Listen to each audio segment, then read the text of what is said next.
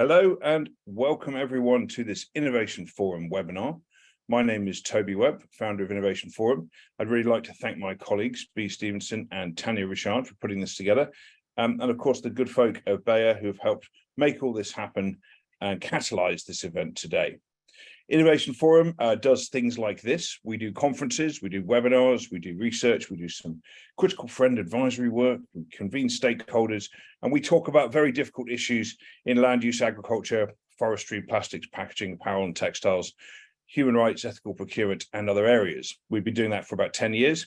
We have a community of about 50,000 executives, NGOs, public policy folks, and others, academics, etc., worldwide, of which perhaps you may be one. And thank you for joining us today for this discussion on how agri-food stakeholders can support European farmers in the regenerative transition. We do like long, complex titles at Innovation Forum, partly because the issues are long and complex themselves, so we feel we should try and reflect that. But our objective today is to be very practical indeed. We want to have an honest and frank farmer-centric conversation about some of the biggest agricultural challenges in Europe, but not just to sit here on Zoom and do the verbal equivalent of doom scrolling by moaning about how terrible everything is and, oh no, isn't climate change heating the planet? It is. It's terribly frightening. We're all aware of that. What we want to do is to talk about how we unlock innovation. How do we turn challenges into opportunity? Now, we know there are challenges. We need to talk about them. But we also need to talk about what we can do about that and how we can collaborate better, because collaboration, of course, is the most important word around these days in sustainability. And what we're hoping to do with this series, of which this is possibly the first, I think, will be the first, is to focus on how we can do more than the average talking shop webinar or conference session. You've all been there, you go to a great session, it sounds great, and then you get back to your desk or you turn off Zoom and you think, well, so what? We're going to try and do something more than not answering that so what question. We're going to try and deliver a few more practical outcomes, at least some practical thinking on sessions like this, what they've delivered and how they can move the agenda forward. That's what Innovation Forum exists to do. And we hope this webinar will be a microcosm of that. So I'm delighted that we've got a number of agri-food stakeholders on our panel. And what I'm going to do is ask our farming representatives here to start, which is Bram and Rob. I'm then going to ask Marie and Natalie and Jens to offer some responses. As you can see from your screen, they represent different parts of the value chain. But for those of you listening on audio only afterwards, joining us is Rob Shepherd from Allenford Farms. And I will not make any jokes about nominative determinism, Rob. I'm sure you've heard them all a million times. And Allenford Farms, you can Google it, you can Google Rob, but he also works with a wider community of farmers to help define and drive value from ecosystem services, which I'm sure he will mention briefly. We're also going to hear from Bram van Hekke from Groene Kring, and he's the president of that, which is an association of farmers, particularly young farmers working on sustainability, but his family are also in the farming game.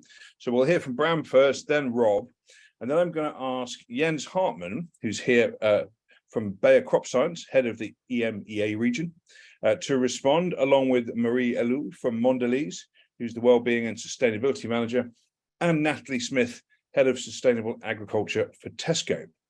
So while they're answering the fascinating challenges and potential solutions from Bram and Rob, I'm going to ask you, the audience, to start using the Q&A function here you see on Zoom to suggest your ideas. And whilst we love a long written equivalent of a Fidel Castro speech, I suggest you keep things fairly tight. Zoom windows are quite small, so by all means write 1,000 words, but I'm not sure we're going to get to it or get through it. So if you can keep your comments on point and your questions on point and your solutions relevant, we can talk about them in the second half of the webinar. And you can then vote for the other comments and questions that you think are most helpful. And from a moderator point of view, your voting is incredibly useful for me because it gives me a sense of what's most important to the audience. So please do that. In the meantime, let me start with you, Bram. Thanks for joining us. Love to hear about some of the challenges you face, but then of course, as we've said, what we want to hear about is your views on how we can turn them into opportunities. How can we collaboratively raise our game to help you and your colleagues do better in the transition to regenerative farming? Over to you, Bram, and welcome. All right. So thanks, Tobias. Toby, to begin with, it's groene kring, but it was a good try. That was perfect. What I can see from young farmers also at home at the farm of my parents is that, well, the passion is amazing. It's there, and there's so many people that are passionate and that are willing to make the transition, that are willing to make sure that we farm more sustainable, better in all ways than we do right now. And they're also able to get there. But the issues around them, whether it be policy, whether it be socioeconomic, whether it be, of course, also ecological and environmental and climate-wise, become so big that they decide not to step into the sector. Just because they're hardworking, passionate, and well-educated, they find a job anywhere. And then the struggle is, okay, how can you actually make it happen? With those people that for now it's even hard to get in, because those people are really willing to. Then next to that, I think what is also positive is that the tools are there, the knowledge is there. There's already plenty of innovation around, and there's more coming. We can see that. The awareness is there.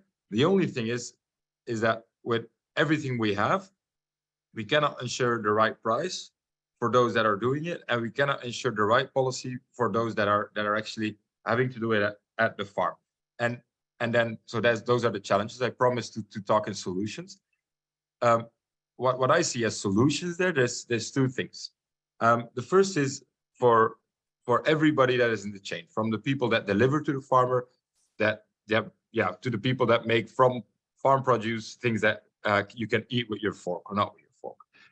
Everything between that, they need to get in and look, okay, how can we make it better for everybody? And that includes thinking about price, that includes thinking about policy, and to make it holistic. Because now we think also as farmers very much in our small part of the chain, while actually we should feel that we're all one big chain together. That would make us so much stronger.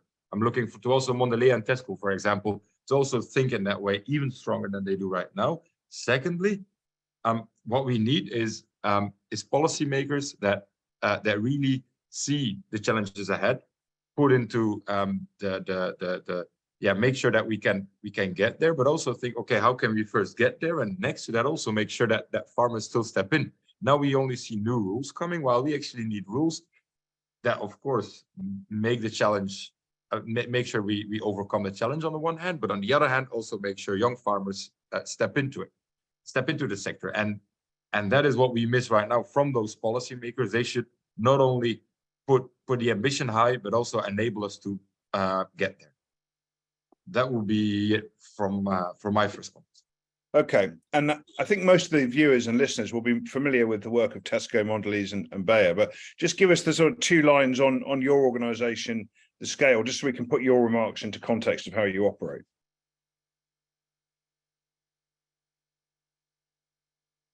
So I'm saying, Bram, just give us a little more information on your organisation, who you represent, and the scale of it, so we can get a sense of. Sorry, I didn't know it was. I missed that part. Oh, no problem. So what we do with Groene Kring, we're a young farmers organization. We bring together young farmers. We also represent them towards the government. And what we really want to do is to discuss with the young farmers, also by the young farmers. It's young farmers organizing it themselves. Think, okay, how do we see our future? How can we make sure that the challenges that are clearly there in terms of biodiversity, in terms of climate, then we can overcome those challenges. Then also get in communication with the government. A clear example that we have right now is we discussed the Young Farmers Test, for example, and now we're talking to governments, for us, European, Flemish, federal government, and telling them, I mean, we don't mind all the nature, climate legislation that you bring at us, but put a Young Farmers Test on that, so we can also ensure that it helps young farmers instead of working against them. So these are the key things, what we do and how we want to make sure that things get going. Is that an answer to your question, Toby? Yeah, I think that's helpful. Thank you very much. Well, Rob is going to rejoin us in a second. He's actually down on the coast of Entebbe, where internet is somewhat patchy, but I think he'll be rejoining us. But while we wait for Rob, Jens, let me come to you. You've heard what Bram has had to say. Some of that will be very familiar to you. Really interested to hear your kind of on-the-spot views as to how those of us on this webinar, not just Bayer, can actually collaborate better to try and meet some of these challenges that Bram has outlined, and also how we can maximize them into opportunities. Jens, over to you for some initial thoughts. Yeah, thank you, Toby, and I'm really excited to join the Innovation Forum today and have such a panel here, really of stakeholders across the entire value chain. Now, perhaps to start with, first of all, commonality, Bram. What I noticed is you talked about the young farmers you represent, and you talked about that passion for agriculture and that excitement to drive sustainable agriculture forward. And that's actually what keeps me going as head of our business here in EMEA. We've got 5,000 employees, and day in and day out, the entire organization, the entire team is out there to drive sustainable agriculture going forward and create that impact. No, but perhaps then going a little bit more concrete, Bram, to the points you made. First of all, the problem statements, and then the solution. Of we as a company, being in the ag sector for more than 100 years by now, we actually absolutely, since the beginning of our business, believe in the power of sustainable farming and offer our fullest support to farmers on their sustainability journey, because without the farmers having success, without farmers being successful, also we as a company couldn't thrive and drive our innovative portfolio further. Now, looking at the challenges you mentioned, those are absolutely enormous. We have climate change, of course. We as a company committed to deliver that world-class innovation to address that challenge of climate change, but also absolutely committed to deliver that world-class innovation, pioneering digital transformation to support the ag sector. And we work very closely, and now coming to Bram, the points you made, with food chain partners, for example, with our networks of forwards farms. We work downstream to address those problems really all together. And how do we do that? Now, first of all, if I talk about innovation, if I talk about our portfolio, it's very clear that we only innovate, we only develop new solutions for our customer if they all address those topics of sustainability you talked about before. So they need to reduce the impact of climate footprint. They need to minimize the impact of with regard to environmental, with regard to the environment when it comes to crop protection. And of course, we need to enhance the water use efficiency going forward. And that means, on the one hand side, from our point of view, to move more from individual products to a solution-based approach across our crop protection portfolio, including our seeds, and then powerfully enabled by our digital solutions.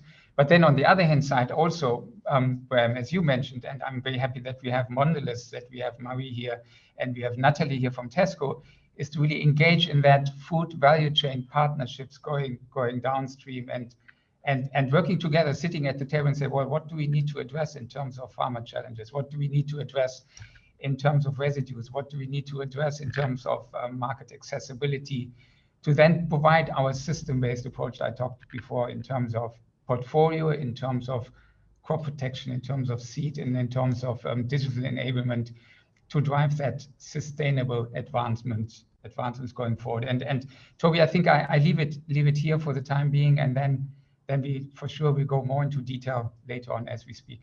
Sure, thank you, Jens. Bram, I'm going to give you an opportunity to tell us how convinced you are by the responses from our various speakers a bit later. So hold any thoughts for now. Rob, while you were away at your temporary internet outage, I asked Bram to lay out a few comments and nice suggestions, and Jens has just responded. I think we'll do a round of other speaker responses to what Bram's had to say, and then we'll come to you, Rob. So Marie, you've been listening carefully. What are your thoughts about some of this? Thank you very much, Toby. So just to position quickly, so I lead the Harmony program, which is the Mondelez International Wheat Sustainability Program in Europe, which was created 15 years ago, together with our wheat chain and many agronomists, specialists, and NGOs. I think what I've heard so far resonates super well with the type of approach that we have been following over the past 15 years on this program. Which is putting the farmer at the heart of our full process and building this one chain together, as you were referring to, Bram. I think we cannot do anything without them, and we need them in order to be able to drive some change from an environmental standpoint, but also drive some added value for our business. So I think it's super important to work in a local partnership approach with our farmer in a co-construction mindset to make sure we drive a change of paradigm in the end for the environment, but for our brands as well. So how do we do that? How are we planning to do that at Mondelez International with our Harmony Wheat program in Europe? I think first, we work with a very strong co-construction mindset, as I was referring to earlier. We have a charter of farming practices that we ask our farmers to implement on the ground. And every single change of farming practice is fully discussed with our wheat chain. We organize workshops with our cooperatives and farmers on the ground to make sure that the changes that we are suggesting to boost the environmental impact is possible, is feasible, is driving some impact for them, and is not jeopardizing yield or margin, which obviously is not the end objective. We do that also through pilot projects, and I will just give one example, which is very relevant in terms of climate, as we just discussed about this theme earlier. We really believe in co-building innovation in partnership with the farmers to enable them to really embark with us in this journey and trust the fact that those new practices that we are proposing are working, will drive some change on the ground. To give you one example, we have one pilot project now that we kicked off last year to help decrease greenhouse gas emissions for wheat production. We kicked off actually an on-field initiative implemented in a selection of cooperatives in France with the aim to modernize our biscuit wheat portfolio. So we are screening together with our farmers biscuit wheat varieties based on their optimal environmental, technological, and farmer profitability performance in multiple sites. And we are making sure that our farmers are testimony of the results of those pilot projects. And why is it good? Because we are innovating together with the wheat chain, but we also, I would say, seeing the change and the impact together in order to really feel part of a co-building approach to make sure we success together. I think the second point that resonated a bit differently to what I heard from you, Bram, because we do reach out a lot to our wheat chain and our farmers to understand what they need from us to support them in this transition. And on knowledge, actually, they reached out to us saying, we probably need a bit more. We need more knowledge formalized so that we gain this expertise in order to make sure we trust also that what you are suggesting to put on the ground will not jeopardize our situation. So what we have done is create what we call Harmony Academy, which is a digital platform created specifically for our farmers, which is a simple application on smartphones or computers that is offering technical training modules to support the strengthened charter of farming practices we have now. It also gives to the wheat chain the possibility to dialogue, to exchange, to share good practices. And we are launching that as we speak. So we will be able to share some news about the topic if it's functioning well. But of course, it's a continuous improvement approach. We'll gather feedback to make sure we can enhance the impact of that type of tool. But we believe also we need training on the ground. So we've kicked off what we call Harmony Tour, which is trainings on the ground with experts, but also with the full chain. So we invite, of course, farmers, we invite cooperatives, we invite millers, we invite also R&D experts within our company. We invite also our plants, so that really the farmers have a full visibility on the full value chain from the biscuit from the grain, to the biscuit. And I think last but not least, something that resonated well when you said, Bram, that we needed to feel one big chain together. I think our role as Mondelez International is to really engage our consumers, which is in the end, you know, the last element of the chain, right? In this journey with us.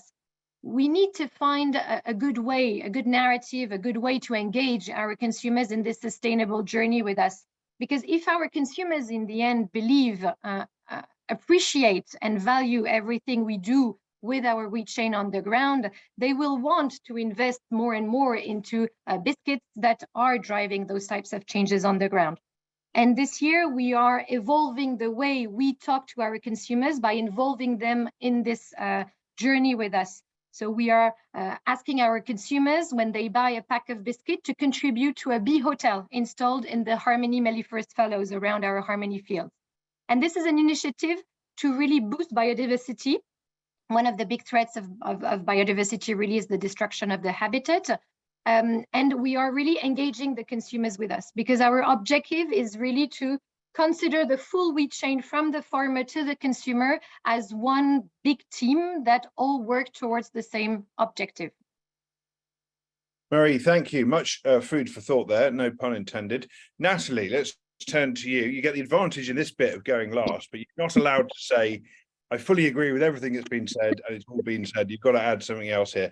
And I'm going to ask you to go first when we hear from Rob in a minute. So the advantage is the other way. So what do you Yeah, I will say that I do agree with Bram's point in terms of more and better collaboration. I think that is going to have to be key. I think, and that works both ways in terms of our farmers better understanding what's important to us and what's important to our customers, what they value, what they may not value as much, and vice versa. So I do think that's hugely important. In terms of how we manage that as a business, I mean, that Tesco's is a significant business from a UK perspective. We're UK agriculture's biggest customer. So we take a bit of a pyramid approach in that we will have really close, strong working relationships with a sector of our supply base, and that's an opportunity for us to understand the challenges and opportunities on farm, and we have sustainable farming groups in place as part of that. So a really good example of that is our sustainable dairy group that has been in place and established for, I think, in 16 years now.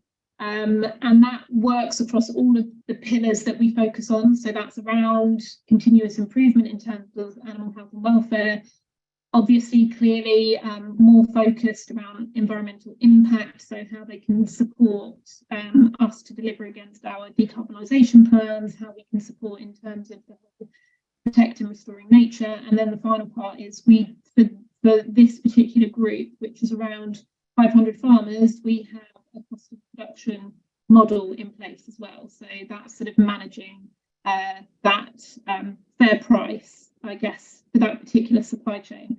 What I would say is that given my team manages the relationship we have with farmers across a number of different sectors, so all of the proteins that come into Tesco's UK, as well as UK produce supply chain, as well as our aquaculture supply chains, and also marine as well, there's a huge variation in terms of how those supply chains function, what works, what the opportunities are, and what sort of relationship and partnerships you can have in place across those different supply chains. So we do have to, there isn't a one size fits all as usual. We do manage those slightly differently, and they do operate in slightly different ways. So as far as how we use those sustainable farming groups, they're an opportunity, as I said, for us to be able to understand what works. It's an opportunity, I think, innovation and R&D is obviously going to be key in terms of how we can all deliver against the challenges we're looking into in terms of climate change and biodiversity challenges, and then how we can then scale that up across our broader supply chain. And that, I guess, is an opportunity for us to be working more collaboratively across the industry. So it may not necessarily be direct farmer relationships, but more around that collaborative working. So I guess in summary, fully agree, and I think the more that we can do to better understand each part of the supply chain and what's needed within each part of the supply chain, the better. Thanks very much. In the interest of time, we're going to move along to Rob. Rob, as I did with Bram, not everyone's going to know your organisation. They're aware of the work of Mondelez, Tesco, and Bayer, I think in more detail. So just give us the 2 sentences on Allenford and your wider work, and then love to hear from you on your thoughts on how we solve the challenges with innovation of the regenerative transition. Rob. Thank you very much, and I'm sorry I dropped out and I missed most of Bram's talk, so I'm kind of flying on instruments here, and I hope that I don't repeat too much of what he said.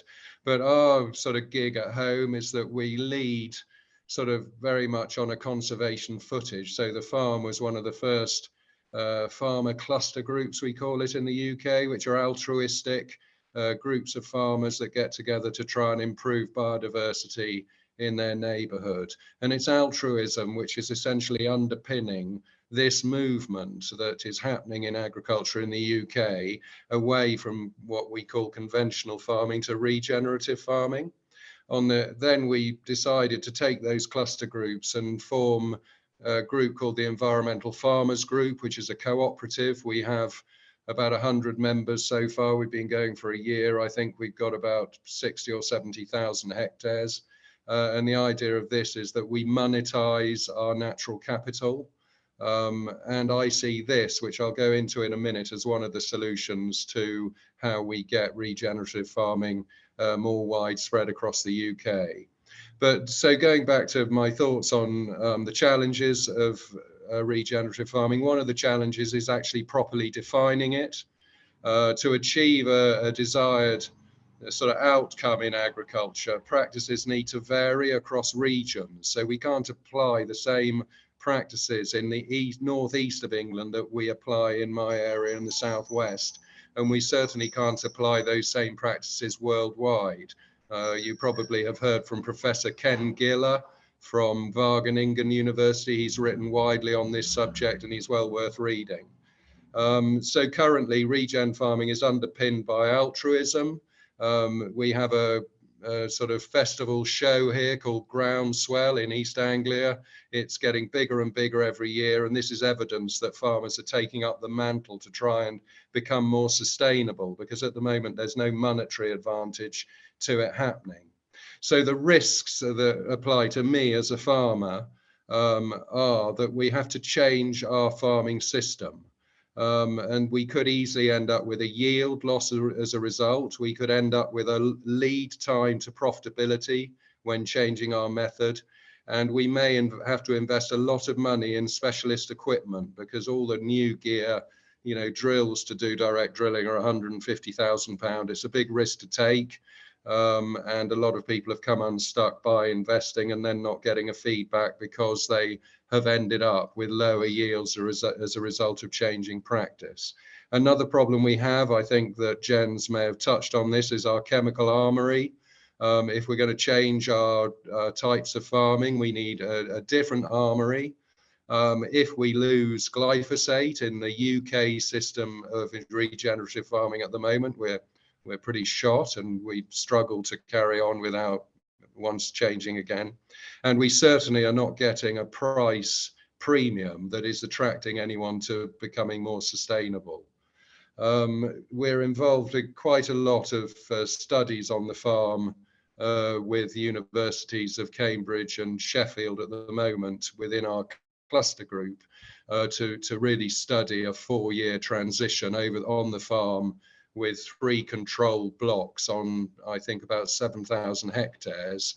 We have about 12, I think, control blocks of 50 hectares on each farm, where one block is kept as conventional farming. And I mustn't use that word in a weaponized sense either, because I'm fed up with people weaponizing the word conventional, because there's a lot of conventional farmers out there who are very skillful and very good at their job and producing a lot of food. So there's one block of conventional, one block of what we call transitionary, which is over the 4 years moving from conventional to regen, and one block that we already consider to be regen. And we're doing a lot of study on that land, on the biodiversity of that land, the species of the land, the soil health, and even analysing the crops that come off it to see if they vary at all. So just to conclude now, we'll go to the supply chain.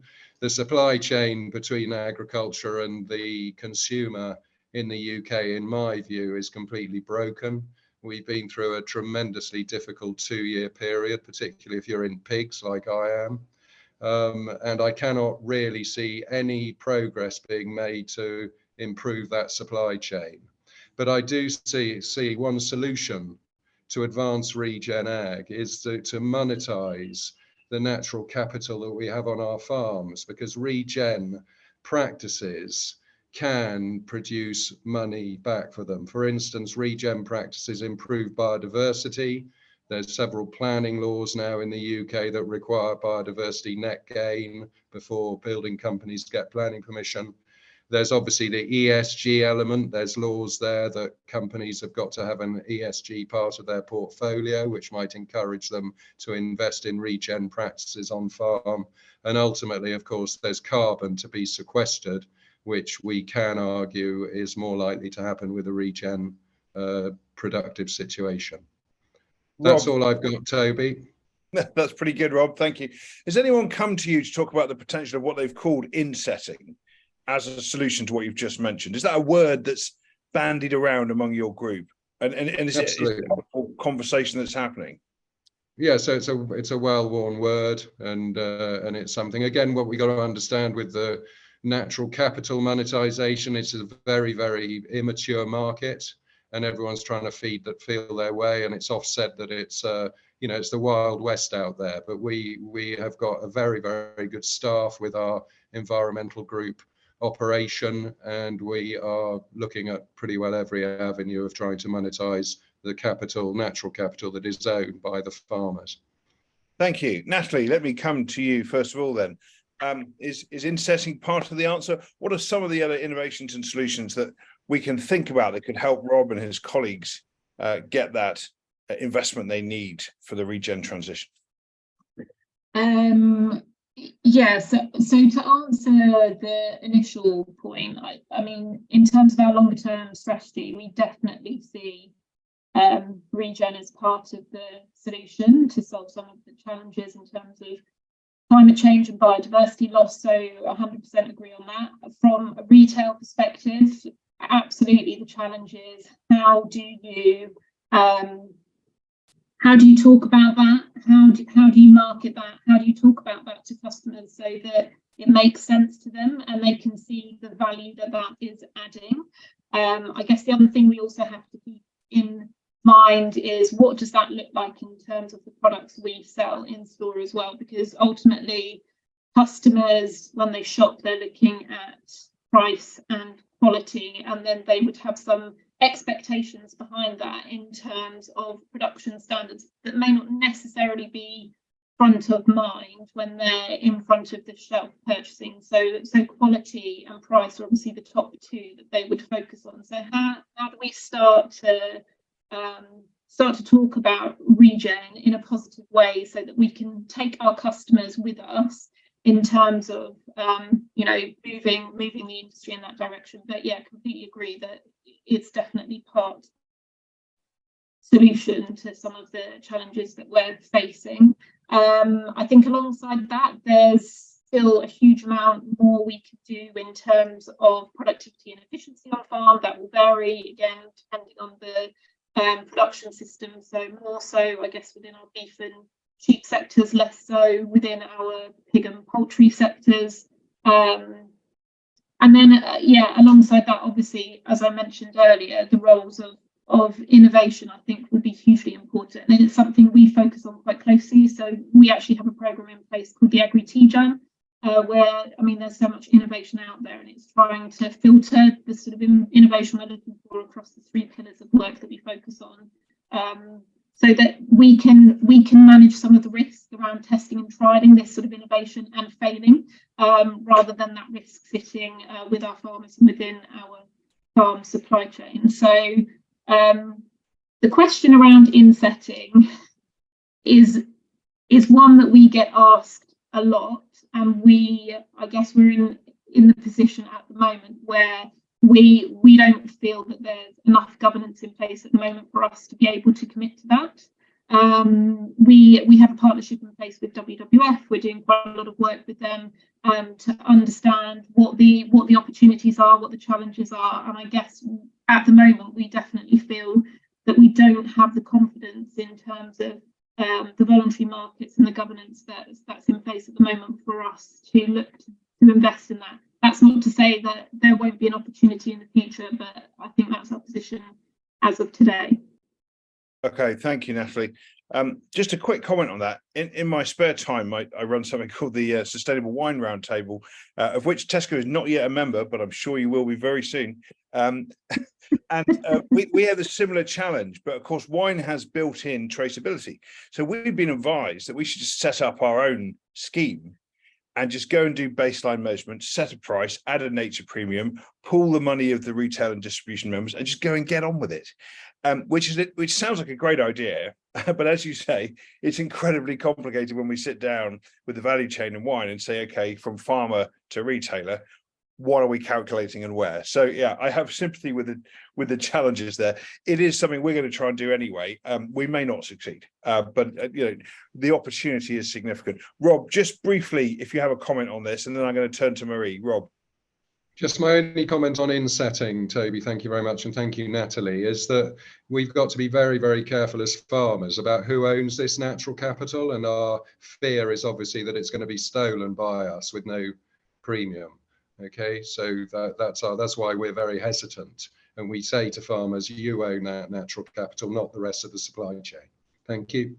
Yeah, we've seen that debate happen in Indonesia, for example, where they shut down, you know, a lot of the Red Plus project credit sales and said, right, this carbon belongs to us. Well, why are you selling it on the open market? So, I mean, that is a classic issue. Jens, briefly, and then Bram briefly on this topic, and then I'm going to turn to Marie for general reflections on Rob's comments. Jens. Oh, you're on mute, Jens. Correct. Two or three comments on Rob, what you said, which I thought was very well resonating in general with the topic, and why we are here in this group is it's on the one hand side, this move from products to systems I was talking about earlier on when you're offline on the innovation piece. You mentioned, of course, very, very individual important components of sustainable agriculture, but very, very important as well as the aspect you raised on the outcome of regenerative act to create that impact. And of course, that can vary from farm to farm. That can vary from problem to problem statement. You can, as you said, it can be about the yield increase. It can be about improving productivity. It can be at the same time also about how do I improve my soil health, which could be, for example, with different crop rotations, which could be also with cover cropping. It could be how do I restore diversity, or what do I do to do in the area of climate change, and from there going towards the topic of insetting, what was mentioned by you, and also Natalie, what you talked about. Very, very important aspect here is, of course, first of all, the baselining to get a feeling a little bit what I'm actually dealing with at the moment with regard to the reality of the field, and what is my starting point when I talk about regenerative ag and then the outcome. And the very, very important aspect there is, of course, digital, no? Because with digital agriculture, with the ability to generate more data, and through those data create that insights, you will be in a position to then set your base, so to say, and then take it from there and say, well, if it's now about regenerative ag, where do I put the lever on, and which direction do you go? So the digitalization data, and from data to insights, is a massively important aspect of this topic in general. Thank you, Jens. And I think that's a really important point. I mean, we run a lot of conferences in this space, and the amount of tech companies we're seeing, and every year it seems like they can do a closer up, more in-depth assessment at a lower price. And there's, it's one of the best tech booms we've ever seen, I think, in terms of its potential impact on the environment. And certainly from a grape growing point of view, we're going to be very reliant on technology for that with smallholders and medium land owners. So it's going to be interesting to see how that works out. Marie, I'm going to come to you in a minute, but Bram did want to say something, and I'm conscious you've been listening carefully, Bram, to a lot of conversations here. So let's bring you in briefly, and then I'll turn to Marie for thoughts on what Rob had to say and anything else. Bram. Yep. So on insetting, I just wanted to, I was searching for the applause button. I really wanted to follow on what Rob said. I completely agree that the natural capital needs to stay in the farmer's hand. But second to that, and maybe Marie can already, I'll keep it briefly, but Marie can maybe already reflect on that. It's very important to know that, I mean, it's fine and nice to talk about regenerative, and it's very important how to get there and how we get the chain along. But there's one thing, and it's price. It's the socioeconomic part. A farmer can only do it if it's socially economic, if it's economically viable, and that's where I often see where it's not going on, where supermarkets, companies in the chain say, oh yes, we want this, we would love this even, but we don't want, or we cannot pay the price for it. I would really like to hear some more reflections on that, because that's the core part for me of a transition. Absolutely. As the old movie line says, show me the money. Let's talk a bit about that. Marie, what are your thoughts on that and on what Rob had to say, and indeed any other points? I think I have two reflections. So one regarding what Rob and Bram said about cost price, and one around what Natalie explained around quality. So if I start with the first one, we with the Harmony program at Mondelez fully agree with the fact that we need to pay a premium to our farmers to grow more sustainable wheat for us. We know that more sustainable wheat costs more than conventional wheat, even if conventional is not the right word. I do fully agree with you, Jens, on this. And we need to play our part as a manufacturer in that chain. We need to finance that transition together with our farmers. Of course, the financing needs to come from both ends, but we need to be an active part of it. With the Harmony program, we do actually pay a premium per ton of wheat to each of our farmers growing wheat for us, and we have been doing so for 15 years, and we will continue. The financial support is the first element for us in order to help our farmers in this transition. What we are well aware of is that regenerative agriculture will help from a P&L standpoint in the future. It will have a positive impact on yield. It will have a positive impact on margin. But in the transition phase, it will have a flat maybe, but negative impact on most of the situations.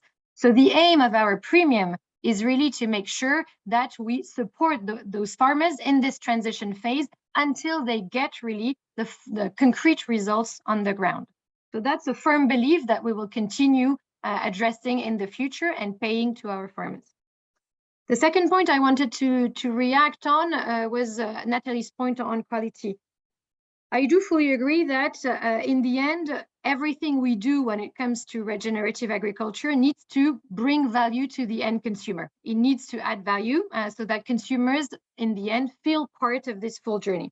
It needs to add value when it comes to taste, because this is the first driver of many of the categories we work in. It needs to drive quality, and it needs to give the feeling to the consumer that he or she does what's right from a nutrition standpoint, does what's right from a planet protection standpoint.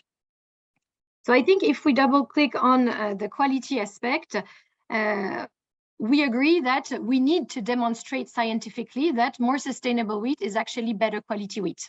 We have kicked off a big project 2 years ago with our crop science team globally at Mondelez to be able to demonstrate that the Harmony wheat that we grow has a potential benefit when it comes to quality, when it comes to the color of the end biscuit, when it comes to the texture of the mass, when it comes to the gluten profile of the product. Today, we are running all those deep analysis to be able to have some scientific proof. And we are really hoping that in the end, we will be able to have strong quality claims around more sustainable wheat, because in the end, that's what consumers are looking for, and that will add value all through the supply chain.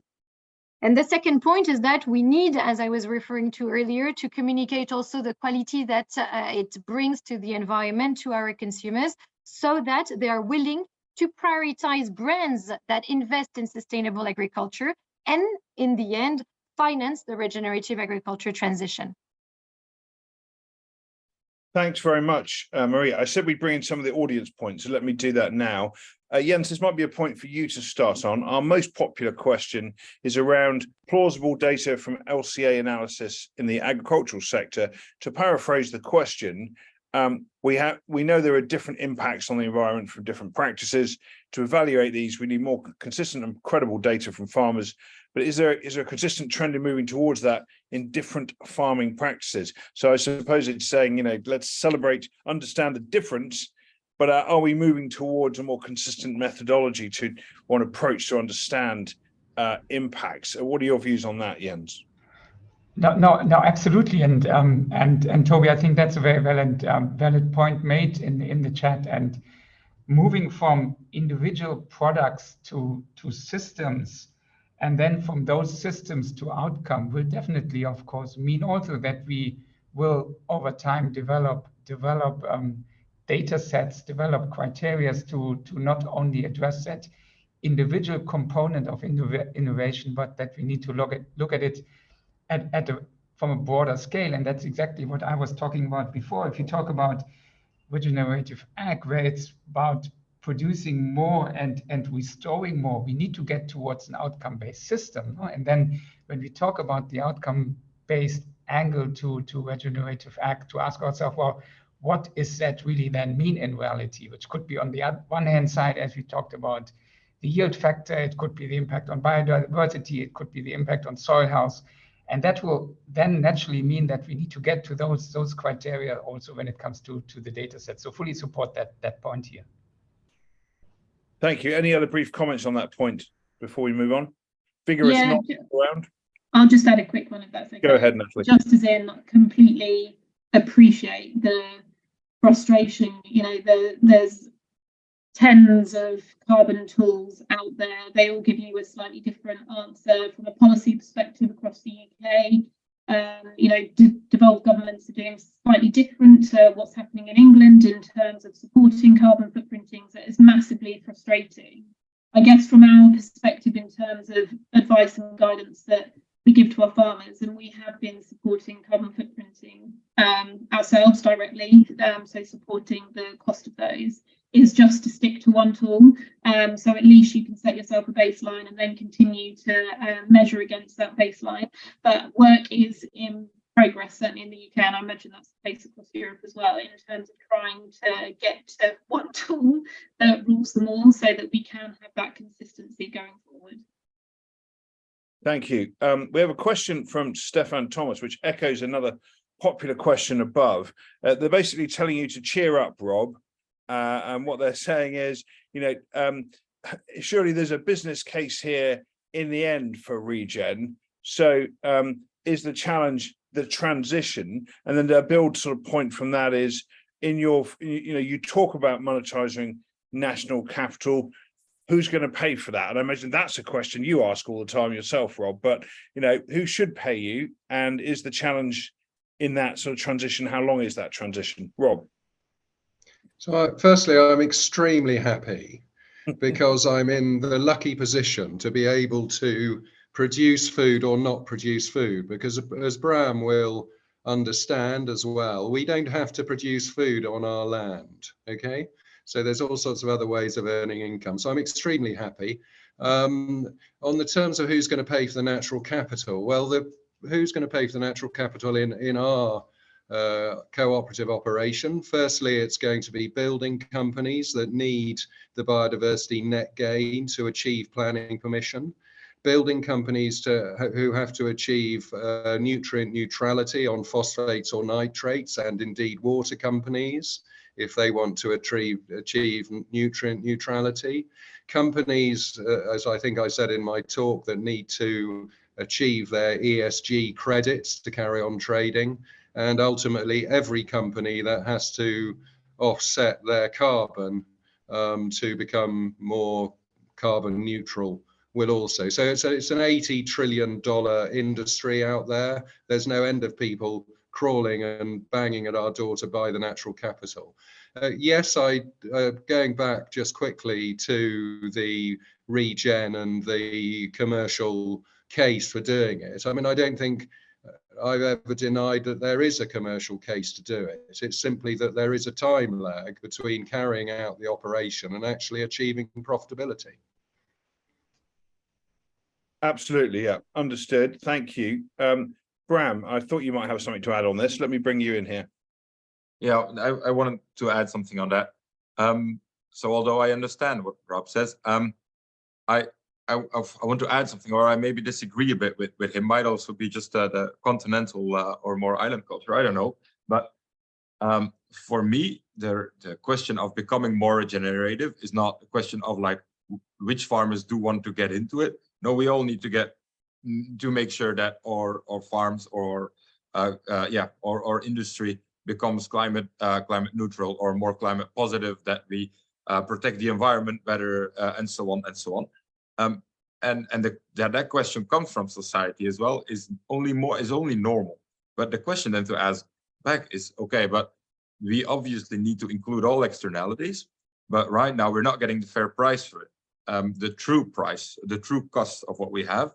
So I think it might not be the most sustainable way to set it up, that companies pay because they want to offset things or because they want to advertise things, but that the most sustainable way to make sure that we have regenerative farming, that we restore what we want to restore, that we become more climate positive, is to get it through the chain and make the consumer pay for it.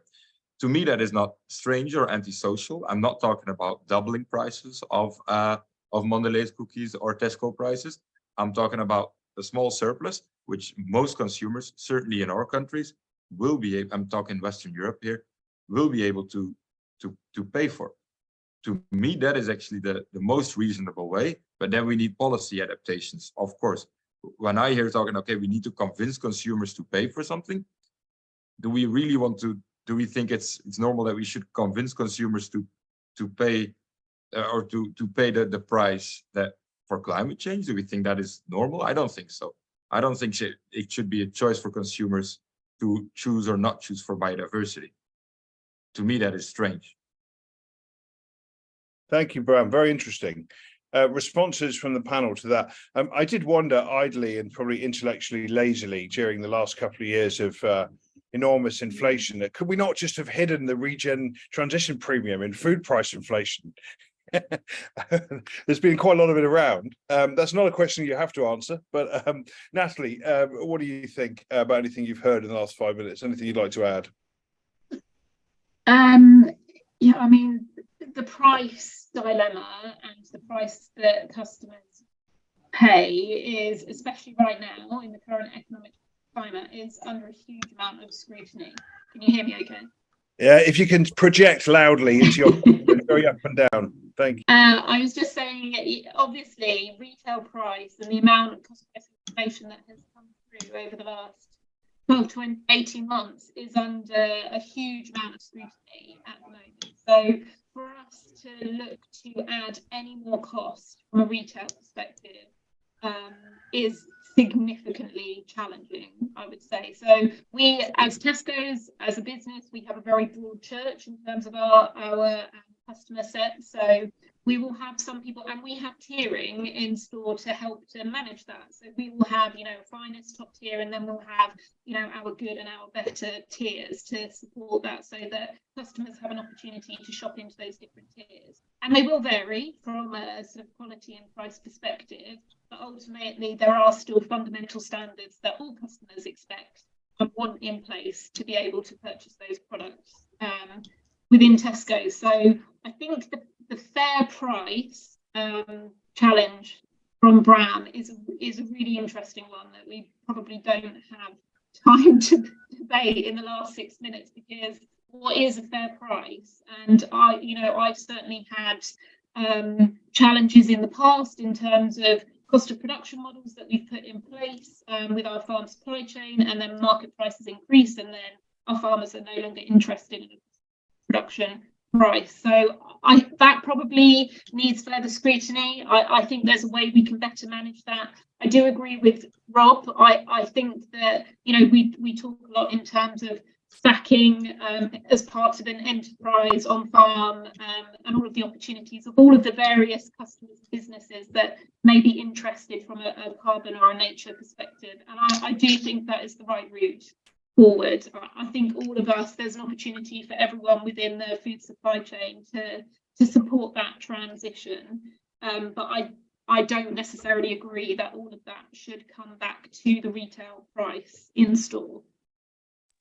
Well, we're all aware there's a lot of inefficiencies still in supply chains. We produced a report on smallholder agriculture about 2.5 years ago that found there's an enormous amount of value to be extracted from the supply chain that doesn't necessarily hurt anyone. It simply drives efficiencies, and all the focus in the literature and activity we've found have been on the farmer and the farm, but not enough in the distribution chain. And nobody would there are only good things to be done by driving efficiencies there, as far as we could tell. So there's lots more to explore there. I'm going to turn over to Rob now, and then I think I'll turn over to Marie for a couple of closing comments, and then to Jens to close us out as we run out of time in the next few minutes. Rob, just 10 seconds on this subject, which is a sort of favorite subject of mine. We mustn't lose sight of the different cost of food in different countries, particularly between Bram's country and mine. So the UK is the 3rd cheapest food in the world after the US and Singapore. An iceberg lettuce in London costs 70 pence, in Vienna it costs £1.50, and in Berlin it costs £2.70. So there's much less we have much less slack in our system in the UK to find that extra money in the supply chain that should go to farmers. Thank you. Thank you, Rob. Yes, I was going to make that point that when you see the sort of media analysis of UK food prices, it's very different from some countries like France. But of course, as Natalie made the point, there's a lot of politics involved in this, an awful lot of politics. And I share your concern, Natalie, that Tesco might not have been allowed, shall we say, in inverted commas, to price in the regen premium in the last couple of years in particular.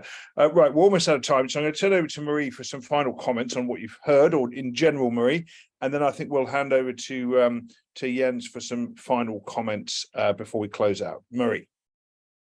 Yes, I think one closing comment is that we do need innovation from a pesticide standpoint. Reacting to what Jens was referring to earlier, we have huge constraints as a manufacturer on climate, on biodiversity, and today we are feeling in a way that we do not have the innovation required to be able to progress even from to progress significantly at a decent price. This is a big issue in wheat farming, and we really hope that we will benefit from the great innovations that will come up on the ground soon in order to really drive a change of paradigm for all the actors in the chain.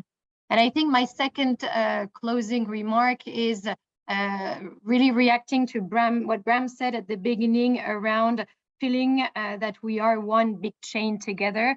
I think everything we said today resonated super well in that direction. And I feel today we try, each of us, to act and to really bring all of us together to progress. I think we are going in the right direction. There's willingness to push forward, but clearly we need some drive. We need some drive from every single part of the chain. I think we started that transition quite efficiently. And hopefully all the legislations that will come in the very near future, 2024 is a year where multiple publications of legislation at the European level will come, that will drive and accelerate even more progress. Excellent. Thank you, Marie. A rousing final note in conclusion there from you. So thank you for that. Jens, let me turn over to you for the final minute or so. What have you learned in the last hour? Where would you like us to continue this conversation? How can we do so? Love to hear your thoughts, Jens. Yeah, thank you, Toby. What have I learned, and what has been sort of also been reconfirmed? Now, first of all, the approach towards sustainability and now regenerative ag it's not a one-size-fits-all solution. It really depends on the situation. I think we heard very well from Bram, from you, from Rob, the various challenges and situations you're dealing with. You're dealing with farming, and also you're dealing with in the value chain. So there's no one-size solution. We need innovation. We need a systems approach from products to systems, and of course, very important. And Marie, I thank you for the comments just now, that we really need the absolute commitment to partnerships, to collaborations, and I just think the last hour again has been a fantastic testimony that ultimately we all strive for the same outcome. We all strive for the same solutions going forwards, being fully aware of the challenges we face in our society, that we need to produce more with less, that we need to create that impact. We have a growing world population. We have the climate change being creating a massive impact on the overall productivity, and that challenge we can only overcome by working together in the entire chain with fantastic partners like you over here in the panel. So Toby, I thank you. I thank the Innovation Forum very much for hosting that opportunity we have had just now. And I'm, as I said, very confident that in true partnership, in the true spirit of working together across the value chains, having our farmers in the center of everything we do, we will succeed and advance towards the targets of regenerative agriculture. So thank you very much. Thank you very much, Jens. Well, we started on time, so let's finish on time. We'll be in touch about next steps. We want to do more of these. We already do more, but we'd love your feedback on how we can improve them. We certainly want to try and put together some outputs from this session, which we hope might contribute towards taking discussions further towards practical outcomes in the shift towards regenerative agriculture. Thank you so much, Bram, for giving up your time. Natalie, thank you. Rob, also Marie, and particularly Jens and your colleagues at Bayer. Thank you all so much for joining us. Audio recording will be available, and we'll look forward to being in touch with you very soon about what we plan to do next in this space. In the meantime, have a wonderful day. Thanks again, and goodbye.